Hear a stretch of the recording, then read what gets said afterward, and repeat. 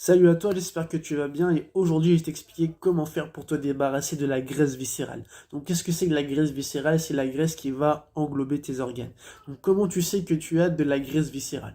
Donc, première chose, c'est que sur le plan esthétique, tu vas voir que ton ventre il n'est pas très beau. Voilà, donc il va être gonflé. Deuxième chose, quand tu vas commencer à toucher ton ventre, tu vas voir que c'est quand même légèrement dur, voire même assez dur. Donc là, tu vas te rendre compte que la graisse viscérale est assez présente, voire même omniprésente autour de tes organes, ce qui peut engendrer divers problèmes, notamment des risques de toxines en fait qui vont se manifester dans ton corps. Donc un gonflement donc prématuré de ton estomac.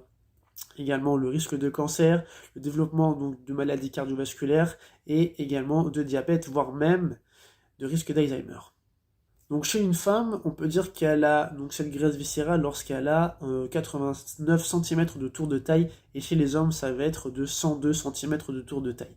Donc pour éviter d'avoir donc cette graisse viscérale, première chose, il va falloir diminuer les glucides, mais les glucides qui vont être raffinés, d'accord? Donc les glucides qui ne sont pas naturels.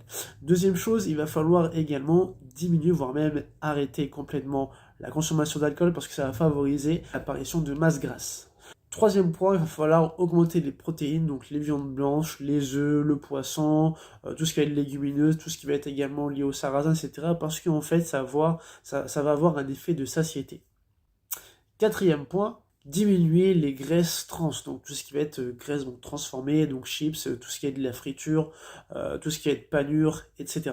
Cinquième point, il va falloir également faire attention donc, au microbiote, donc faire attention à ses intestins, donc c'est-à-dire avoir une alimentation saine, riche en fibres et fruits et légumes bien évidemment. 16e point, donc si tu es là dans le programme depuis un certain temps, ça fait déjà un certain temps que tu suis le programme, tu sais très bien que le plus important, enfin pas le plus important, mais en tout cas, l'une des clés importantes, c'est d'avoir une activité physique régulière et donc on va également avoir des séances de cardio, donc de HIIT, et également de force qui sera de la musculation. Et dernier point, je vais te conseiller de faire le jeûne intermittent. Si tu combines tous ces éléments, tu vas pouvoir limiter la propagation de la graisse viscérale autour de tes organes ou carrément pouvoir éliminer tout ça.